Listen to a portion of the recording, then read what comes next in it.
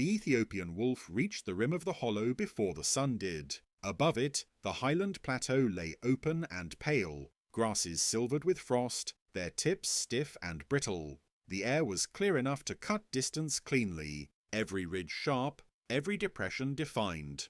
From here, the land looked simple.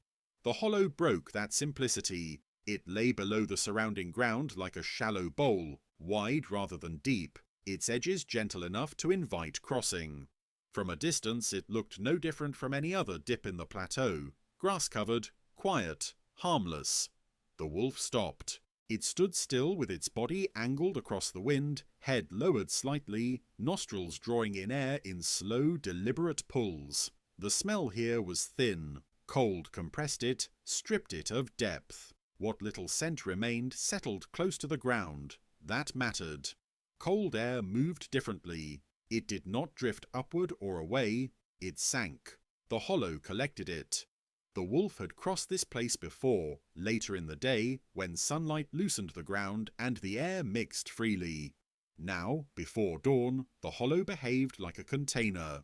Cold pooled inside it, heavier than the air above, invisible and unmoving. The wolf shifted one paw forward and tested the slope. The grass crackled softly under pressure. Frost broke cleanly, exposing darker stems beneath. The sound was small but sharp, carried farther than it should have in the still air. The wolf paused again. Sound travelled farther in cold. So did error. It scanned the hollow without moving its head much, eyes tracking subtle contrast rather than shape. Rodent sign was present, faint runs through grass, small disturbances where soil had been turned near burrow mouths. This was feeding ground. That was why it was dangerous. The wolf descended slowly, choosing a diagonal route rather than straight down. This allowed constant adjustment, kept weight distributed, and, more importantly, maintained contact with air that still moved. Halfway down, the wolf felt it. Not as temperature, as resistance. Each breath required more effort. The air felt thick, heavy against the chest, offering less return with every inhale. Oxygen concentration was subtly lower here, displaced by denser cold air that had settled overnight. The wolf stopped. It lifted its head higher, stretching its neck upward, testing whether airflow improved even slightly with elevation. It did. Barely. That difference mattered. The wolf adjusted its posture, keeping its body lower on the slope, but its head angled upward whenever it paused. This was not conscious strategy. It was response learned through survival. At the bottom of the hollow, frost was thicker. The grass lay flattened in places where cold had killed flexibility entirely. Insects were absent. Even birds avoided this pocket until the sun reached it fully. Rodents did not. A movement flickered near the far side, a grass rat darting between stems, quick and low. The wolf tracked it briefly, muscles tightening, then released the tension. Not yet. Hunting here required speed and precision. Both demanded oxygen. The wolf took several shallow steps forward and stopped again. Its breathing had become faster now, shallower, less efficient. Cold air filled the lungs but did not exchange as easily. The air was slipping away. The wolf's body responded before urgency turned into panic. It slowed further, reducing movement, conserving what little efficiency remained. It angled toward a slightly raised patch within the hollow, a place where ground rose just enough to disturb the cold pool. Each step up eased breathing slightly. The wolf waited there, still and alert, allowing its body to recalibrate. The sun reached the rim of the hollow, but not the bottom. Light spilled across frost without warmth. The cold remained trapped, stubborn, unbroken. A rodent emerged closer now, emboldened by the stillness. It paused, unaware of the predator watching from only meters away. The wolf did not launch. It could have reached the rodent. It could have closed the distance quickly. But the cost of exertion in this air was uncertain, and failure here would not be forgiven easily. Instead, the wolf shifted its weight subtly, causing a faint sound in the frost. The rodent froze, then fled upslope instinctively, away from the cold pocket and toward thinner air. The wolf followed. Not in a sprint, in a controlled climb. As it moved upward, each breath improved. The chest expanded more fully. Muscles responded cleanly again. By the time the wolf reached the edge of the hollow, the rodent was gone, but the wolf was stable. It stopped at the rim and stood for a long moment, breathing deeply, evenly, eyes half-lidded but alert. Below, the hollow remained unchanged, still, cold, full. The air down there would not mix until the sun climbed higher. Until then, it would hold on to what it had collected overnight: cold, thin oxygen, and mistakes made by anything that stayed too long. The wolf turned away and moved along the rim instead, choosing ground where wind still moved and breath still worked. The hollow would be used later, just not now, because some dangers did not chase or strike or make noise. They waited, and when the air slipped away, it took strength with it, quietly, evenly, without warning. The wolf did not return to the hollow immediately. It moved along the rim instead, keeping elevation just high enough that the air still flowed. Here, wind brushed the grass continuously, preventing cold from settling completely. Scent travelled poorly but honestly, thin, short-lived, yet readable if taken in small doses. This was the safer margin. From the rim, the wolf could look down into the hollow without entering it. Frost still clung to the bottom in a uniform sheet, unbroken by tracks or wing marks. Nothing had moved there since dawn. That absence was useful information. Rodents avoided the deepest cold only when they could afford to. Hunger would push them back down later when the sun softened the air enough to restore breath and movement. The wolf waited. Waiting at altitude was never passive. Muscles cooled quickly if left unused. The wolf shifted position regularly, walking short arcs along the rim, then stopping again. Each pause was measured, long enough to observe, not long enough to stiffen. As the sun climbed, the hollow changed slowly. Not in temperature, in behavior. The frost did not melt, but its texture softened slightly. Sound returned in fragments, a faint rustle as grass flexed, a single insect testing movement before retreating again. The air inside the hollow remained heavy, but no longer completely stagnant. The wolf sensed the change through its chest. Breathing near the rim became easier, not effortless, just less constrained. That was the signal. The wolf descended again, this time only partway, stopping where the slope levelled briefly. It kept its body angled uphill, ensuring that any sudden exertion would carry it toward better air rather than deeper into the cold pocket. Rodent movement resumed cautiously. A grass rat emerged near a burrow opening halfway down the slope, nose working, body tense. It moved in short bursts, pausing often, ears twitching. It was aware of risk, but hunger pressed harder now. The wolf adjusted its stance. This hunt would not be a sprint, it would be a displacement. The wolf stepped forward deliberately, not directly toward the rodent, but across its likely escape line. This forced the prey to choose between running deeper into the hollow, where air was worse, or climbing. The rodent chose to climb. The wolf accelerated then, not explosively, but decisively. Its stride lengthened just enough to apply pressure without overcommitting. Breath remained controlled, chest rising fully with each inhale. The chase lasted seconds. The rodent tired quickly on the incline, legs scrambling for purchase on frost-softened grass. The wolf closed the distance and made the kill cleanly, ending it before the slope could steal balance. The wolf stood over the body briefly, breathing hard but steady. It dragged the prey up slope before feeding. Eating inside the hollow was inefficient. Bending lowered the chest, restricting airflow further. The wolf fed near the rim instead, where the wind still moved and breathing remained full. This pattern repeated over the next hours.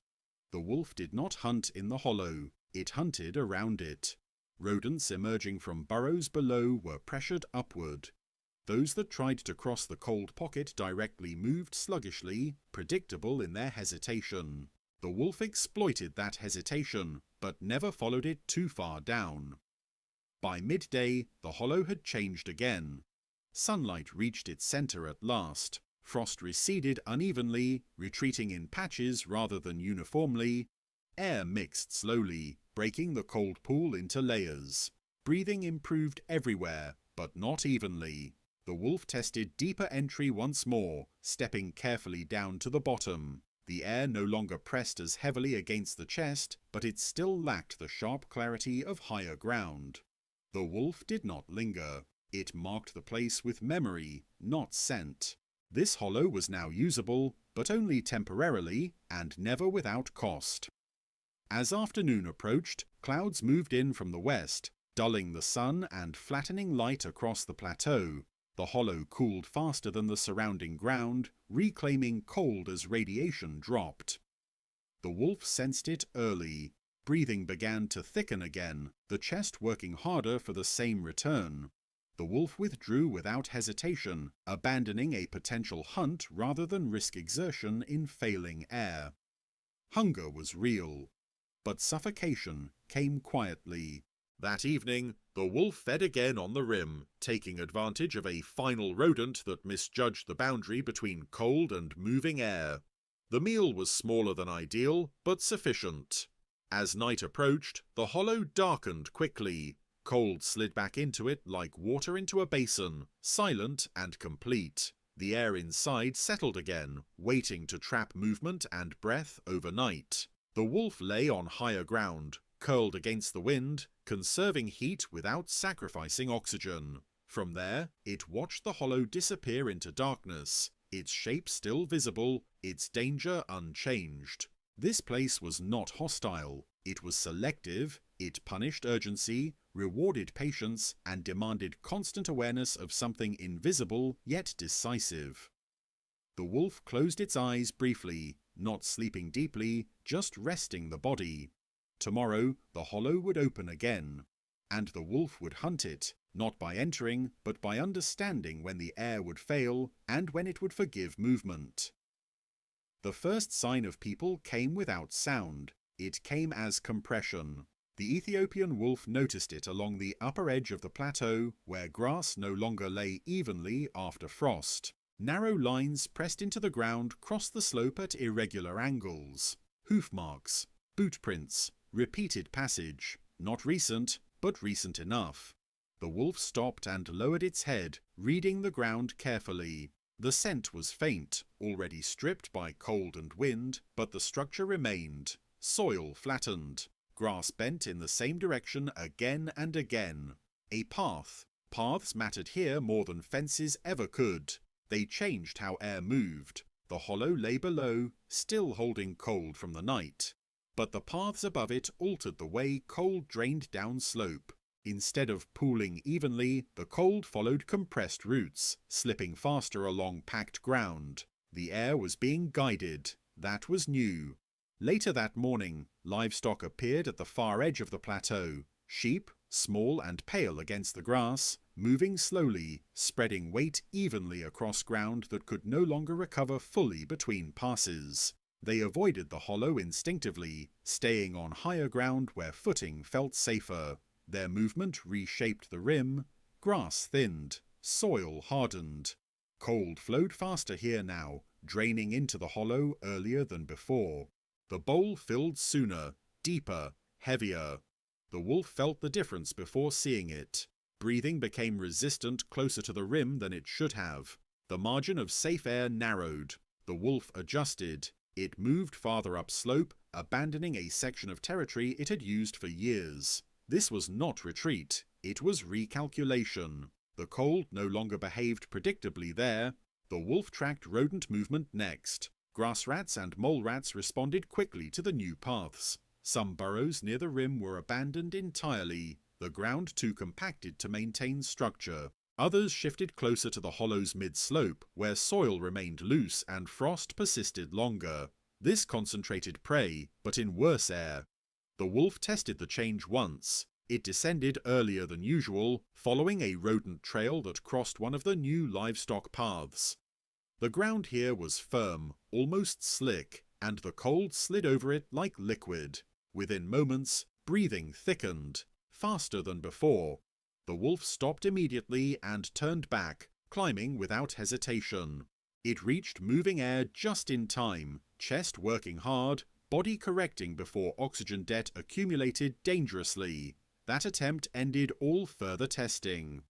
The wolf learned the new boundary. From then on, it hunted almost exclusively above the old rim, using the paths not as routes, but as signals. Where hooves passed often, cold travelled faster. Where soil remained broken and irregular, air mixed better.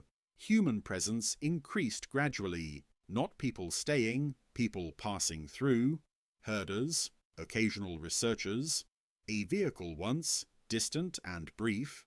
None lingered.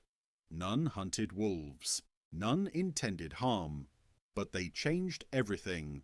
Their paths created channels that guided cold downslope with efficiency the land had never known. The hollow became colder earlier in the day and stayed cold longer after sunset. The air slipped away sooner now. The wolf adjusted its timing again. Hunting windows narrowed. Morning hunts ended earlier. Evening hunts began later. The wolf spent more time moving laterally, less time descending. Energy margins thinned. The wolf compensated by becoming more selective. It no longer pressured rodents into climbing unless conditions were ideal. Missed opportunities were accepted without pursuit. Conservation replaced aggression.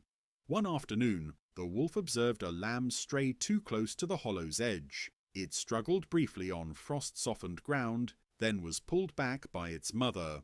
The wolf watched without interest. Large prey here meant conflict. Conflict meant exertion. Exertion meant breath loss. The hollow was no longer just a cold trap, it was now an accelerator of error. By evening, wind increased slightly, skimming across the plateau and breaking cold pools unevenly. For a brief time, the hollow behaved more like it once had. The wolf descended carefully, reclaiming a narrow hunting window. It took one rodent cleanly, then withdrew. The moment passed. As night fell, livestock bells sounded faintly far away. The plateau quieted, but the paths remained, flat, cold, guiding air into the hollow once more. The wolf lay on higher ground, watching frost reform below with unnatural speed. This place had not been ruined. It had been reshaped. The hollow still worked. The prey still came. The wolf still hunted. But the air now failed earlier, deeper, and with less warning, because movement above had taught it where to go. The wolf understood this without naming it. Tomorrow it would hunt again, but it would trust the hollow less. And in a landscape where breath defined survival, losing trust in air was never a small change.